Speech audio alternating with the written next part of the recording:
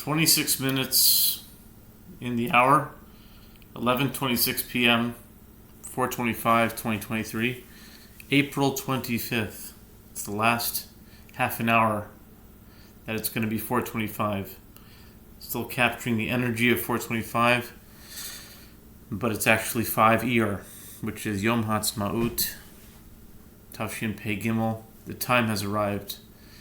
The time is short, the time is at hand, and the work that has been done has to start being revealed piece by piece. And the numbers of today are auspicious, and the time is right.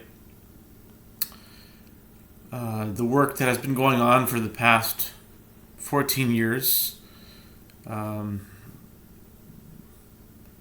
willing, with God's help, will start to reveal everything that I've received and learned and built and worked on since late summer of 2009, or Tafshin Samach Test. No, Tafshin...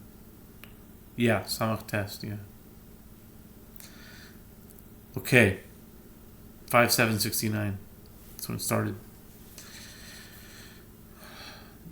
I might not do it in chronological order, but I'll start with the PL89 calendar and its purpose and its revelation came in the year Tafshin Ayin Beis 2012.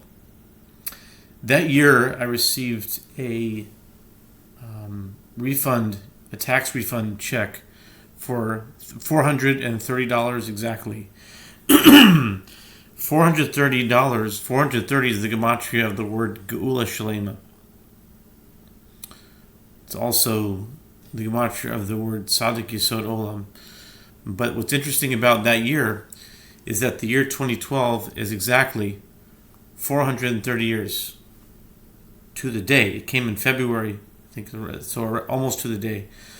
That in February 24th of 1582, which is exactly 430 years from February of 2012, was when Pope Gregory, I forgot which, either the 8th or the 12th, I'm not sure, issued the papal bull, the Inter Gravissimas, that effectively created the Gregorian calendar, which is a calendar that basically every country adopted. And the last country to adopt the calendar was Greece in 1923.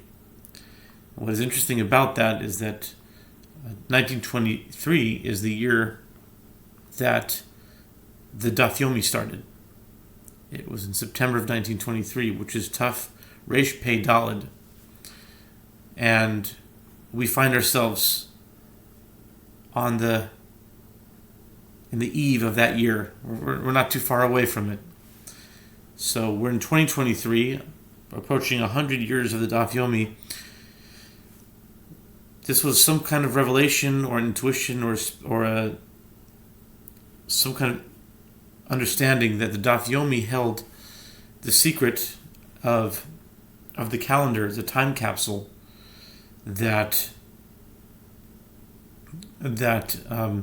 there were people within the Greek Orthodox or the that were fighting the Gregorian calendar, didn't want it to be, and so there's another system that parallels. I'm keeping in track with the Julian calendar as well, but the point is that I received a check for $430 exactly, 430 years after this papal bull, and the PL89 calendar came in Elul in August, September of that year, 2012, which is Tafshin Ayin Beis. And the vision of the PL89 calendar is based on Psukim in Parshas Bahar. Just as a note, that my chelik in Torah, that my name was inscribed in the Sefer Torah of Chazon Ovadia, was Parshas Bahar. Everyone picked a Parsha, and if you paid it $1,000, you get to have your name inscribed in the Sefer Torah, on the placard in the Sefer Torah, and everyone had their own Parsha that they picked. The Parsha that I picked was Bahar. And I can't verify this for sure, but I think Bahar is the only Parsha in the entire Torah that the word Geula is mentioned. I don't know if that's true, but it says it more than once. So it might be the only Parsha that it says it more than once. But the point is that the Geula is connected to the time systems, the time countings, and the cheshbonos of the calculations of the Shemitah years and the Yovels, which is what the PL 89 calendar is about. And it's based on a pasuk in Bahar, which is Perek 25 and pasuk 20. Now that number itself is important. 2520. Every number is meaningful. So if I say 2520, and then another system had a 5x5 square matrix that had 25 squares, and there were 20 squares, it automatically connects to that. But in that pasuk of 2520, I'll just paraphrase it. I don't know by heart, but if you will ask, what will we eat after the Shemitah year, because we haven't plowed or sowed, that in the 7th year that God will command a blessing that will last for 3 years. 7th, the 8th, and the 9th. And there's more to it, but just for the sake of time, we'll just keep it at the 8th and the 9th. It was highlighted. And somehow, some way, the formula came about the PL 89 calendar based on an 8 plus 9 reality, where it starts at 8, you add 9, you add 8, you add 9, you add 8. And the cutoff point is 40. 40 is gematria Goel. Gimel, Vav, Aleph, Lamed. Goel, the Redeemer, is 40. And it's also every 40 that's mentioned in the Torah is the measuring. It's the 40 years in the desert. It's the 40 days and nights of the Teva, the flood of Noah.